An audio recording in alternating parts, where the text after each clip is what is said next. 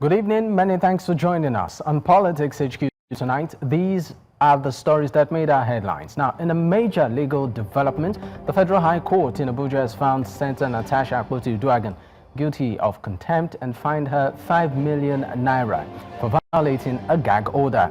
Justice Binta Nyako ruled that the Kogi Central Senator defied the court by posting a satirical apology to Senate President Godswill Akpabio on Facebook, despite an existing order barring public commentary on her suspension case. The court also ordered her to issue public apologies in 2 national dailies and on social media within 7 days or face further sanctions. Akpoti's legal team argued the post was unrelated to the suspension case, but the court disagreed, calling it a deliberate act of defiance. Speaking to the issue of contempt, the court held that it amounts to civil contempt and that the plaintiff is ordered to pay a fine of 5 million naira, to issue an apology to the court, and to have the said apology also published on the same medium within which the publication that offended the court was done. This morning, coming to the court, the case was different from what we've seen before. People were stopped at the gate. It took a lot for them to even allow some of us to come inside. And of course, I wasn't inside the court. But from what you've heard the judgment. Well, I don't have issues with the court saying that the apology should be made to them. Well, the court has the right to do that as long as the apology is not to the Senate. Well, that's it. The other issue where the judgment is that the Senate should recall her. How does that work? However, our focus tonight on the program, ahead of 2027 opposition coalition formally adopts the ADC. This leaves hanging questions. For instance, how will the coalition leadership structure work? What steps will the coalition take to ensure unity and cohesion amongst its members? And how will it balance the interest and ambition of its various members? Above all, how much of a threat is it to the ruling party ahead of 2027? Welcome, I am Akpobi Elvis. Let's get the answers.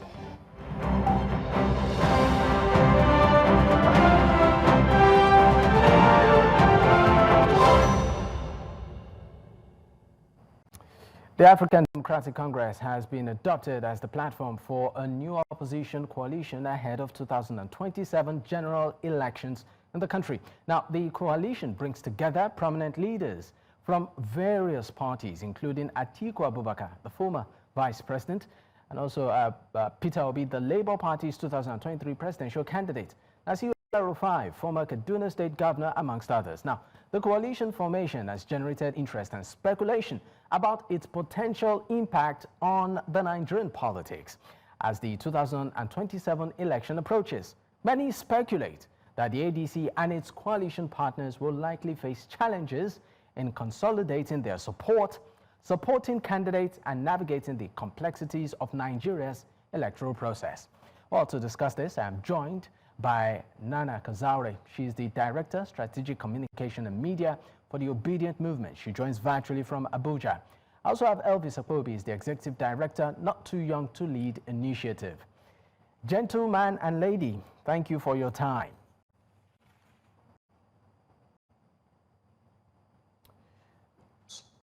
All right, let me start with you, Nana.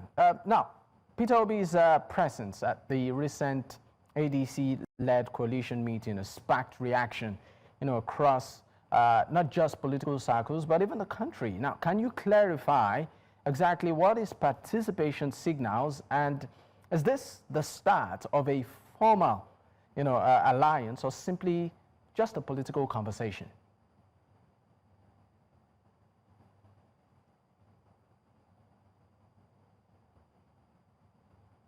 It's really simple. He said it, time and time again. He's part of the coalition for the right reason. The reasons why Nigerians are agitating is because we've been thrust into economic hardship. We've been thrust into such high levels of insecurity.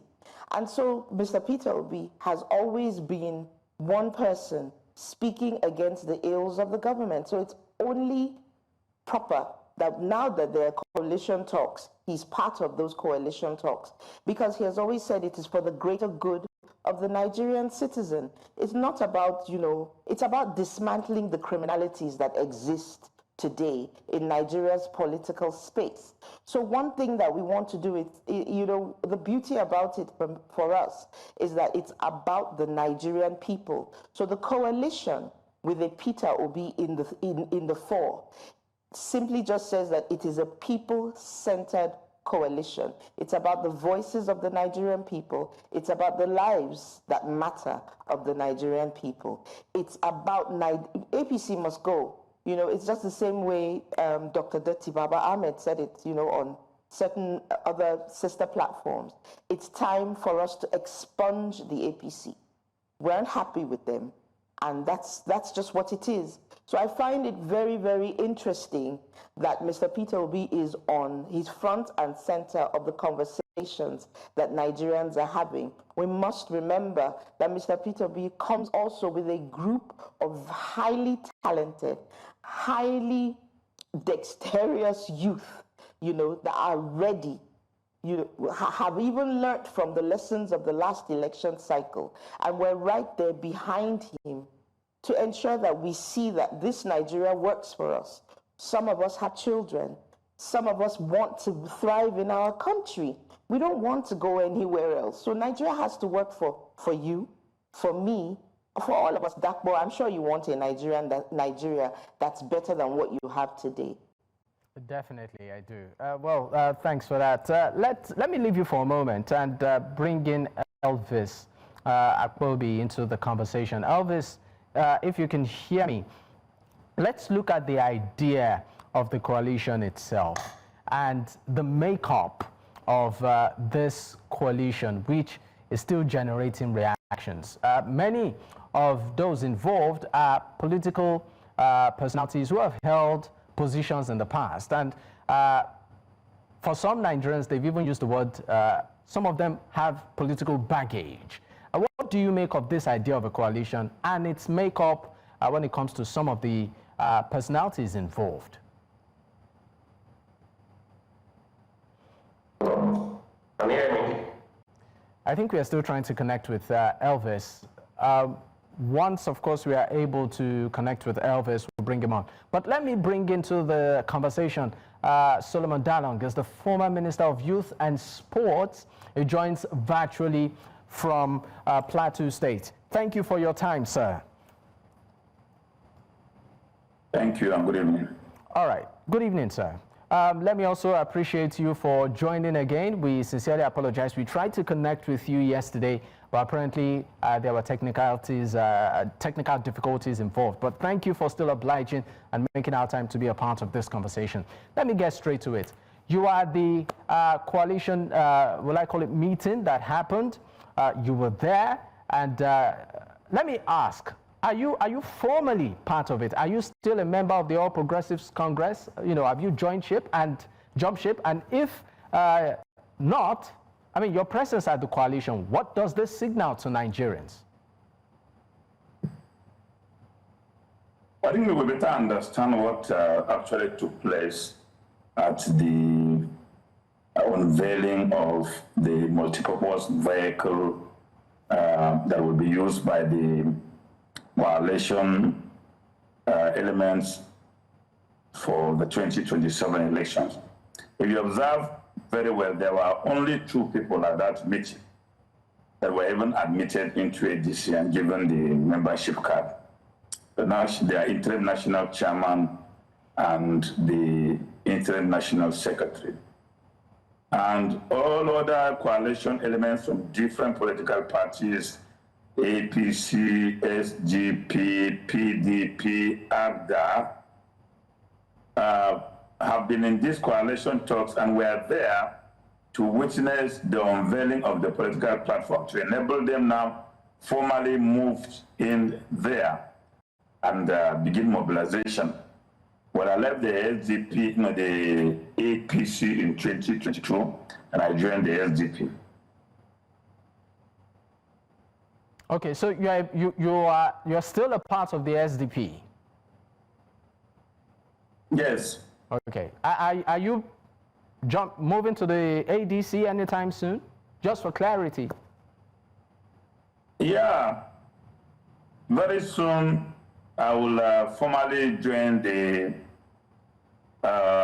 coalitionship, or train rather, that every other person is expected to join, and even almost every Nigerian who believes in the future of this country is expected to lend his voice, because 2027 has just been reduced by the current political culture of the APC between the peoples of Nigeria and the APC and President Bola Ahmed Tinubu. So you are either on the side of the people, or you are on the side of President Tinubu and APC, or you are in one microscopic political space trying to facilitate Tinubu's victory. This is how 2027 basically will look like. All right, just before I leave you, sir, I'm tempted to ask, because I know that you are also on this program some weeks back, and you gave an interesting definition of the word defection. I'll just speak part of what you said. You said defection is a conclave of sinners. I'm using your words like, loosely right now in that definition you gave, who are more after personal interest than, you know, the collective good. So I'm going to put this to you. You said you are moving from the SDP right now to the ADC. What changed? Well, maybe you didn't get it well. I said defection to APC. And I also told you that the prophet of that definition is Comrade Oshomole, who said every looter who has looted Nigeria dry and run into APC, his sins are forgiven. So I only conceptualize his definition of what this current gale of defections actually means. All right. We just needed, of course, clarity on that. Thank you so much, sir. Let me leave you for a moment and bring in Elvis Akpobi into the conversation. Elvis, thank you for joining. Now, for you, what do you make of this coalition just as an average Nigerian?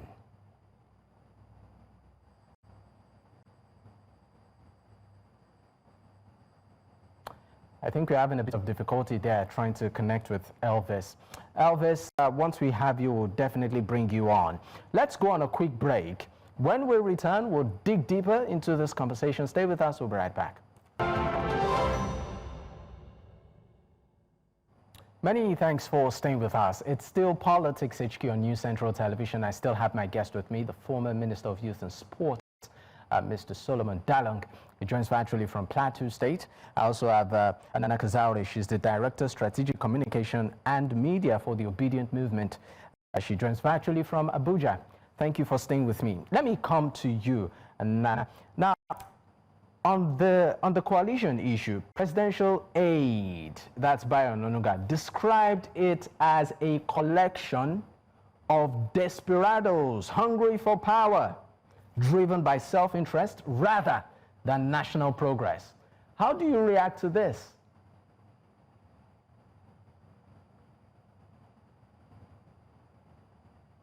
Reaction is very, very simple. I didn't expect an applause from the APC or from someone like Mr. Onanuga. So, you know, it's clear when he says that it's kind of hypocritical for them to just say what they say, because the way they came about was through coalition as well.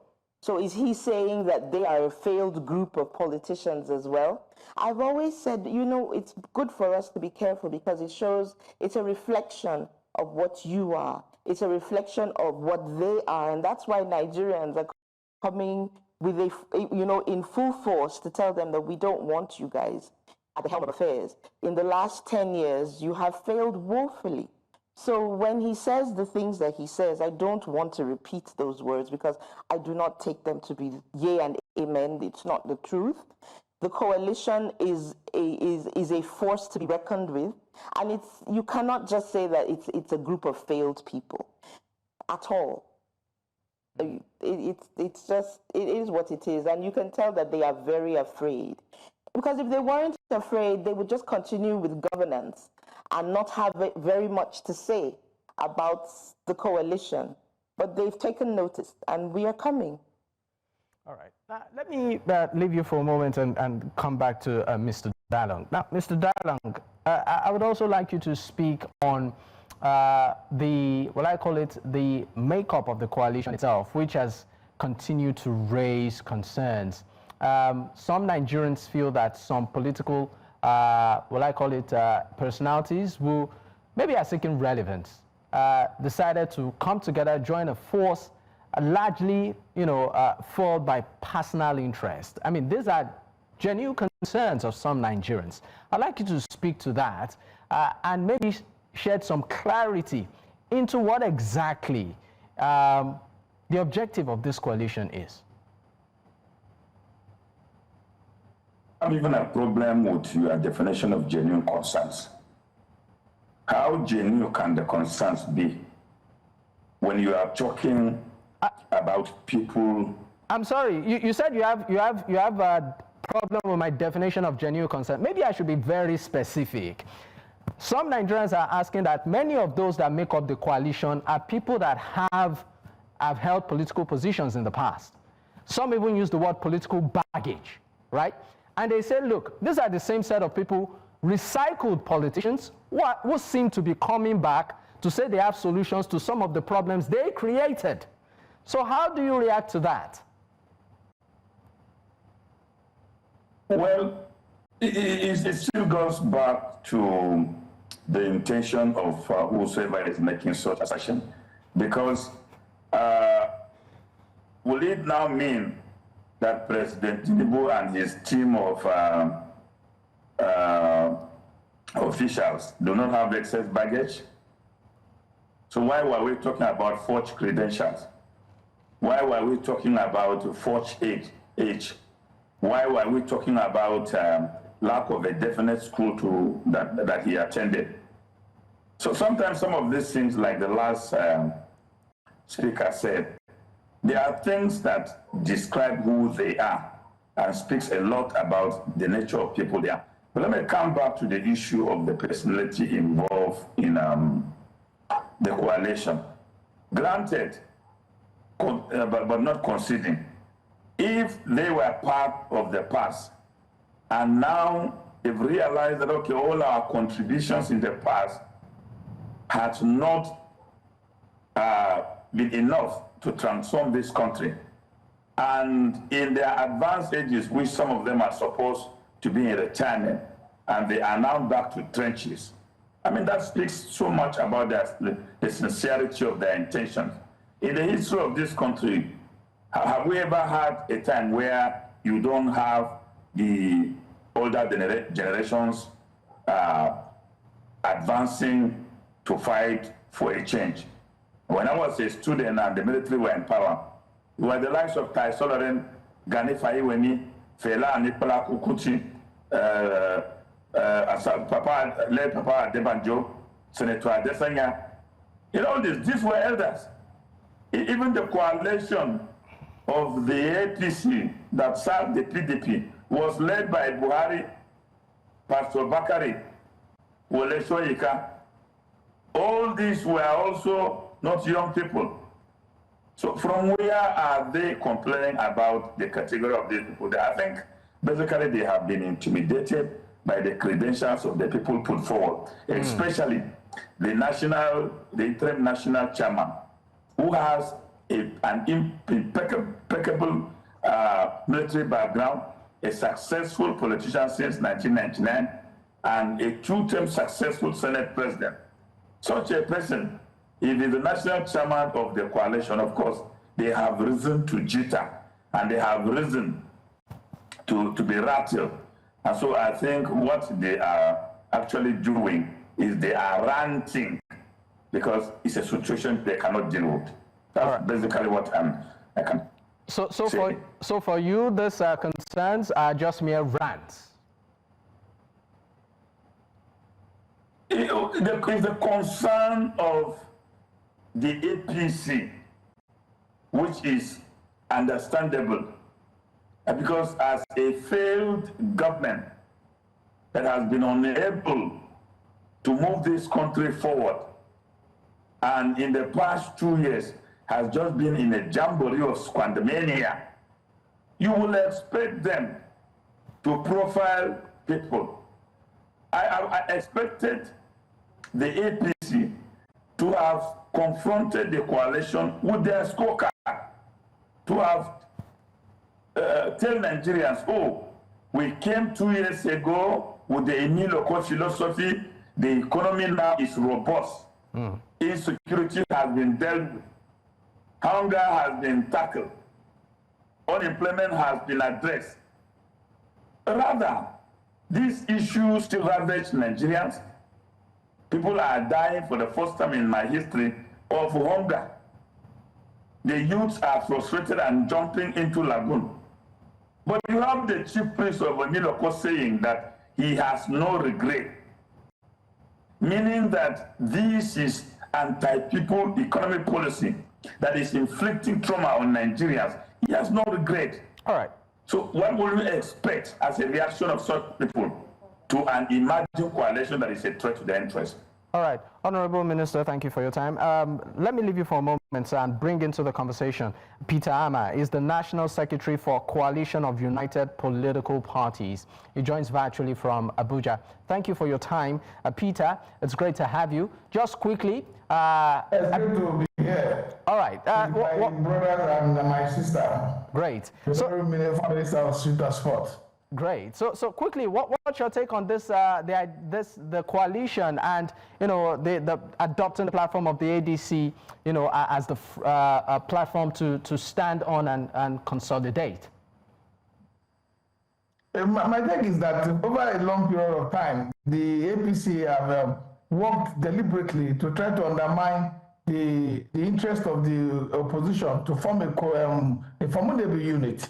They have done everything possible, and this is obvious in their attempt to try to, even break the PDP further beyond what it is today. So they were smarted by the experience, the confidence, and the courage of the members to be able to adopt a political party that had no such fragmentations. So, but for now, it is a good decision that has been taken. I am very proud of those who are taking the decision. I attended the coalition meeting, and I'm very proud of the ability of the high, very principled political leaders to put aside their differences and try to come on a platform that will be able to, put together the strength of Nigerian political leadership and the opposition, so that they can, unseat the non-performing, uncaring government of the Bola Ahmed Tinubu-led administration. So it is a surprising thing to them, and they are in a very unstable mind today and in panic mode, because this is what they do not expect will happen. They feel that there's too many skirmishes and too many lines to be drawn before such coalition could be able to, get to this formidable status. But it has happened, and they have been taken by the storm of the courage of those who have formed the coalition. I think it's a step in the right direction, and I'm very confident that at the end of this trouble, that the APC will be out of government, in 2027. Okay, and also in terms of, you said that right now there's a formidable, opposition ahead, against the ruling party ahead of 2027. But how do you also look at the issue of reconciling different political interests? Because from what Nigerians are observing with this coalition, there are strong political gladiators involved who might have varying interest here. How do you think aligning all of this interest to form a strong force, against the ruling party at the end of 2027 will happen? Quickly, sir. I didn't really get your question there. You said there was the last part I heard.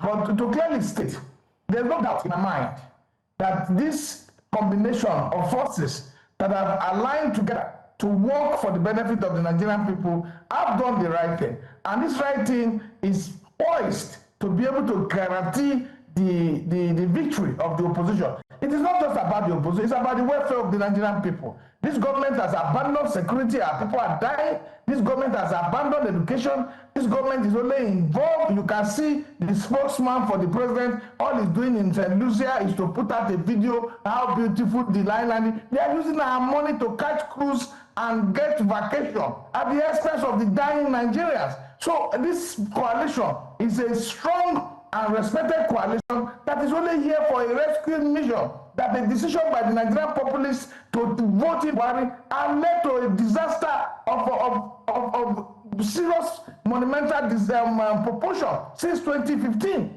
So it is clear that now that this coalition has been formed, and there's grievances and differences have been put aside, and the decisions have been made, that it is clear that Nigeria is facing a very serious danger of in allowing this kind of leadership to continue to hold sway on our country's progression. It is clear that in 2027, the Nigerians on the streets are tired, because the only way you can know how a government is doing well, it is not by media propaganda, it is by sampling the opinion of the ordinary people that are living below $1 a day. And this is clear in their attitude that they can no longer bear the incompetence and lack of compassion of the leader of this administration of Bola Ahmed Tinubu. So it is clear. It is not something that we can hear and be struggling to define. There is hunger on the streets. There's mismanagement of the economy,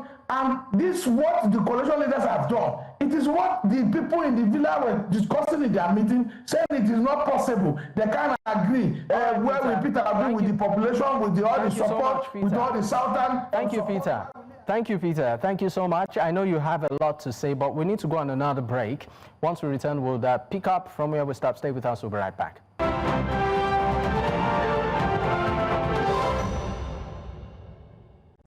Many thanks for staying with us. It's still Politics HQ on News Central Television. I still have my guest with me.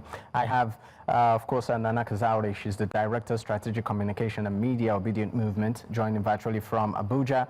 I also have Solomon Dalung, the former Minister of Youth and Sports, joining from Plateau State, and Peter Ameh, the National Secretary of the Coalition of United Political Parties. Thank you for staying with me. Let me come to you, Nana. Let's talk about the Labour Party. I know that I asked you as regards the status of the membership of Mr. Peter Obi, because we know that within the party itself, some voices have raised concern about the optics of Mr. Peter Obi aligning with other platforms without, the party structure, so to speak. So I'm going to ask you, I mean, we know that a 48-hour notice was given to Mr. Peter Obi to resign from the party.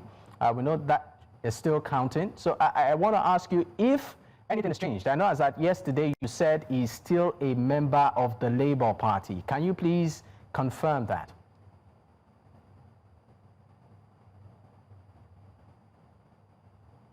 I confirm that he's still a member of the Labour Party. I don't know why you want us to belabor the issue. I already responded yesterday.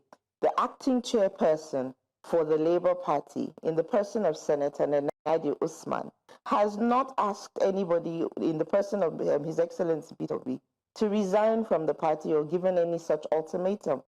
There was a NEC meeting that affirmed her as the chairperson. Now, we also have, you mustn't forget that there's also the Supreme Court ruling. With the Supreme Court ruling, we know who should be at the helm of affairs, and that is the person from whom we take directive. So please, I wouldn't want us to keep talking about, Nigerians have moved on from, that faction. We have moved on from that faction. We would like to deal with things that are happening here and now. I don't want us to keep rehashing things that have sailed. If somebody has positioned himself to be chairman on Peter Obi matters, then so be it. But can we have proper conversations about what's happening in the here and now? Okay, so just to put it out there also, the reason why I asked that is also part of what is happening. We know that, yes, there are issues, we know that there are issues within the Labour Party, and we've discussed that is past. But we're also looking at another political party here that is housing a coalition. So Nigerians would want to know if maybe he has defected to the ADC, or if there's a development in that direction. That's why I asked for clarity in that context. And since you've been able to put that to rest, we can, of course, move on to other things. So let me... Okay. If there will be any movement, we know for a fact that Mr. Peter Obi will be the one to announce it by himself. Let me take a leaf from, and paraphrase a little bit from Ludacris. When he moves, we'll move, just like that. All right. Let me also ask you what you feel as some of the burning... If and when he moves. If and when he moves. Good. Would keep that in mind. But let me also pick, from part of what you said. What do you think that right now are the core concerns in the country, particularly in the area of insecurity, the economy, and how do you think these issues can be addressed within the shortest possible time?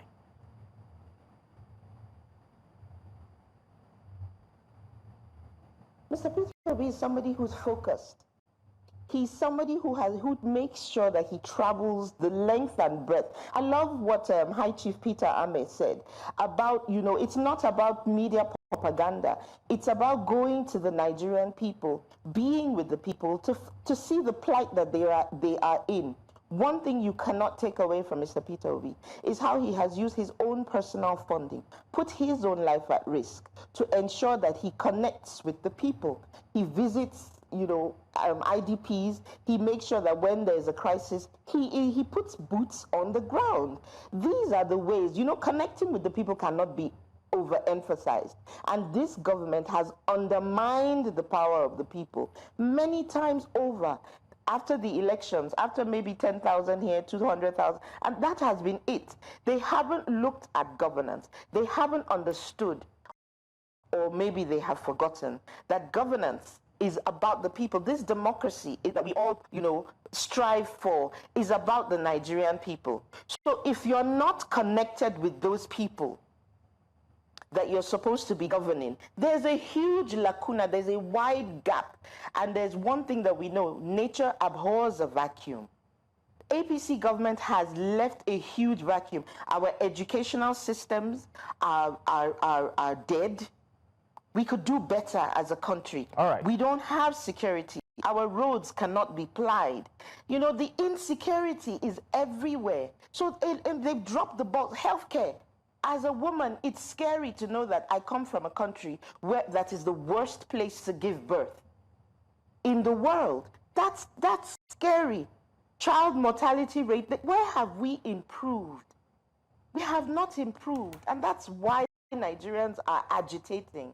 And that's why you can see that a coalition has come, full force, full throttle. And then, so how would I say it? I don't even want to get ahead of myself. But the truth of the matter is, the coalition has come, it is here to stay, and we're going to have the necessary conversations. It's a bit too early for us to say these are the results. But trust and believe that I think it's a good thing that these political juggernauts have all come together and we're all singing one song. The APC, your time is up. All right, let me leave you for a moment and let me come back to Mr. Solomon Dalung. Mr. Solomon, let's talk about the issue of insecurity. You are, from Plateau State. You are in Plateau State. We know that there have been issues, too, of insecurity. We know that aside Plateau State, we saw what happened in Benue State. Issues there, too, from herders, farmers, to the activities of terrorists, to even communal clashes. So I want to ask you, You've held office, you understand the workings of government. Where have we been getting it wrong with insecurity or with security? There is no political will to deal with insecurity, period. We have past leaders who have dealt with security challenges effectively. President Obasanjo in 2004, when the Nigerian Taliban, who later metamorphosed into Boko Haram, took over 2 local governments in Yoruba. He gave 48 hours marching order as the commander-in-chief, and the military rooted them out and repossessed these two local governments within 48 hours. Late President Musa Yar'Adua, may his soul rest in perfect peace. He was on his way to Japan when Boko Haram attacked and razed down 5 police stations in Maiduguri metropolis. And he gave a marching order as a president commander-in-chief. 72 hours, when I'm back, I don't want to hear anything. And they were all cleared. So if we have lingering insecurity like what we are now dealing with, I believe we should try to change the conversation and place it in the proper perspective, which is there is an emerging criminal enterprise within the issue of insecurity, where conflict entrepreneurs are now feasting fat on the security situation. And then these criminal stakeholders are spread across the board. And so you have government now lamenting helplessly more than even the fellow Nigerians who have been victims of this terror. Each time they lament and they say, oh, enough is enough, or we're on top of the situation, or we're deploying kinetic and all sort of rubbish semantics that goes to nothing. But the truth is that if the federal government of Nigeria wants to tackle insecurity, it will just have to follow what Abacha left us with. One thing we'll not forget about him is that he said if insurgency lasted more than 48 hours, government is involved. It's a principle of governance relating to insecurity. So let us stop these theories of whether it's terrorists, whether it is farmer herders, whether it's communal. I mean, when governments say a conflict between terrorists and its citizens is communal, so the government is recognizing terrorists now as a community, or who are on the other side that makes the conflict communal when the president is advising the governor of Benue State to deal with the issue, dialogue, because according to him it's communal. When the chief of defense staff, in his analysis of the situation, had described the horrific situation as genocidal and being carried out by terrorists. And government is saying that a communal clash. So government in Nigeria is organizing criminals, armed carrying criminals as a community, which we should dialogue with them. So I think the government has no political will to deal with the situation. And as soon as the president and commander-in-chief wants to develop the political will to deal with the situation, he will. Basically, I think they're ignoring it because they're giving it a political approach because there are political advantages.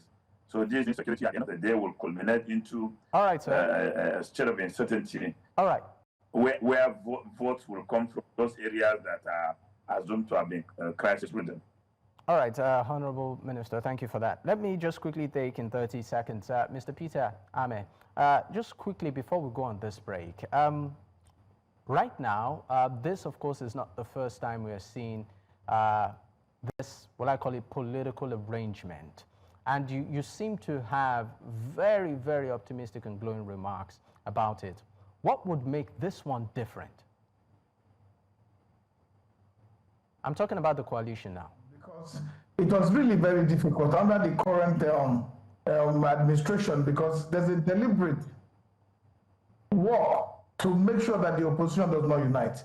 And so it is deliberate, and in fact, to even me, who has been a long time practitioner in this area, who have participated in coalition and alliances, I was shocked how, in a submarine way, they were able to meet, take their time, gradually agree on agreement, make concessions, and allow their indifferences to go away. So, because I think for what is Oyegun looking for? Oyegun, he was asked to be national. He didn't want to be national chairman. John Adigo Oyegun.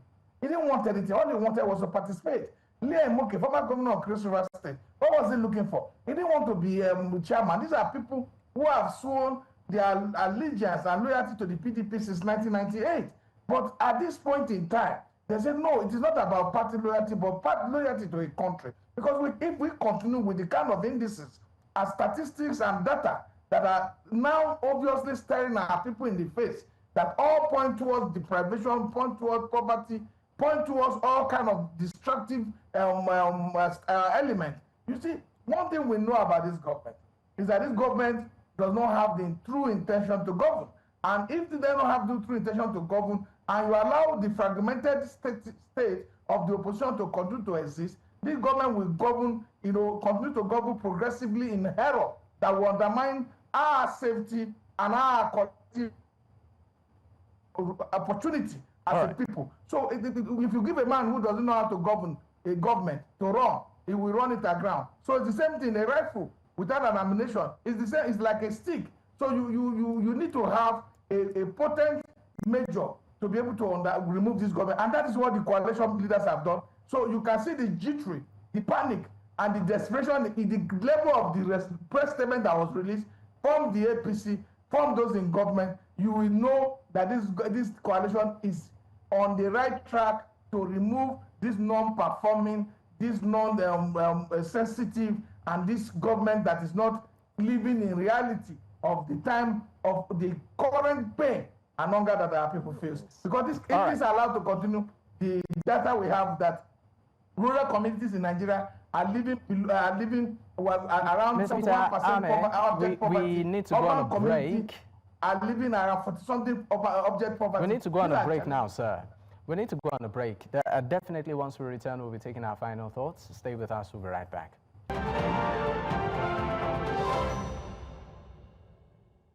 Many thanks for staying with us. It's still Politics HQ on News Central Television. All right, let me come to you, Nana. Just quickly, preferably in 30 seconds, what would be your message to the Obidient Movement? And also, will I call it some perception that members of the Obidient Movement are aggressive and angry, and once they are maybe confronted with ideas that seem to contradict to what, they hold, they sort of lash back. What would be your response to them?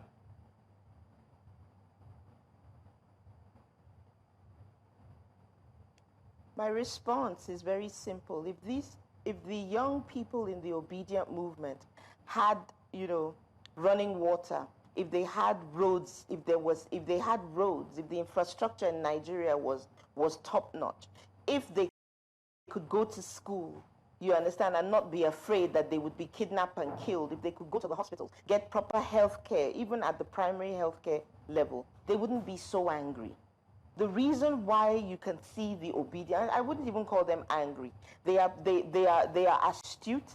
They know what they want. They want a government that will work for everybody. They want a government that will work for them. They want a government that will work for the future of this country. And so when you want to put them into a box, they refuse to be in somebody's box. These are young people who have the idea of how they would want their country better run, and they are not afraid to put themselves front and center. In fact, I think I should commend the Obidient Movement for staying strong, even after everything that everybody's going through. I should commend them that even after President Tinubu came out and said, subsidy gone, let the poor breathe. We had a lot of high expectations and hope, not because of the person at the helm of affairs and not his party, but for the sake of our country, Nigeria. We want it to be good for everybody, not just us. So people shouldn't say the people that make up the Obidient Movement are aggressive. It's the government that is governing them, that is putting their lives in danger, that's putting their pockets in penury, that they are angry at. It's okay for them to lash out. It's okay for them to speak up. You see, Nigerians have had such an abusive relationship with their government for so long. It is refreshing to see young people who are willing to speak up, who are not afraid. I dare say that this particular government sits down and says, oh, there's no banditry happening in the Northwest. Oh, there's no kidnapping happening in certain places. Or farmer herders, they downplay the truth and the things that are really happening, the atrocities that are going on in this government. They downplay it a lot. All right. And we find young people who take it upon themselves to go to these very dangerous places, and then they highlight the news. And that's what the government doesn't want, because they unearth the lies that the government puts out there, their propaganda. And so that's why they try to say, initially we were 4 people tweeting in a room. Now all of a sudden we are too aggressive. You see, we don't even, it's not about pleasing them. It's about making sure that Nigeria works for all of us, our children, including yours, Dapo, and the future of Nigeria. So I say kudos to the Obidient Movement for hanging in there. Kudos for raising their voices. Kudos for not allowing themselves to be stifled by the apparatus of government that is against the Nigerian people. All right, thank you so much. Just quickly, sir, Mr. Solomon Dalung, your final thoughts. 30 seconds, sir. Well, my final thought is that Nigerians should buckle up for 2027, because the battle line has been drawn by the government of President Tinubu, which has declared war against the Nigerian people.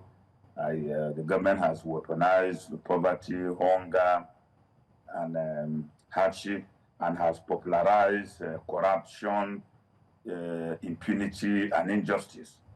The only option we have now is to align with the coalition movement to reposition ourselves and confront the government in 2027. And like I promised President Tinubu, even if the 36 state governors defects to APC and he appoints Sheyi Tinubu as the chairman of INEC, and maybe he will appoint his wife, the Chief Justice of Nigeria, and INEC will be the last institution to decamp to APC, they are going to be defeated in 2027, because it's we versus them. All right. Thank you, sir. Mr. Peter Ameh, final thoughts. 30 seconds.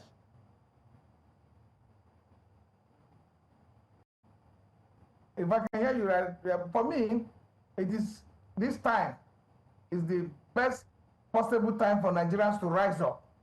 For Nigerians, there's nothing the coalition leaders can achieve. There's nothing the outcome will be, except the masses who form the majority of our country population rise up, take their destiny to their hands, go and organize for the purpose of strengthening the opposition coalition, and for the purpose of defeating these current entrenched interests that are only interested in globetrotting and enjoying the benefit aspects of office without the necessary attention being given to governance itself. It is the Nigerian people's right to benefit from government that will cater for their interest. All right. Any attempt for them to stay aside will cost us dearly in 2027. All right. Thank you so much. It's been a pleasure having you, Mr. Solomon Dalung, the former Minister of Youth and Sports, joining virtually from Plateau State, Nana Kazaure, Director, Strategic Communication and Media, the Obidient Movement, joining from Abuja, and also Mr. Peter Ameh, National Secretary Coalition of United Political Parties, joining from Abuja. Gentlemen and lady, once again, thank you.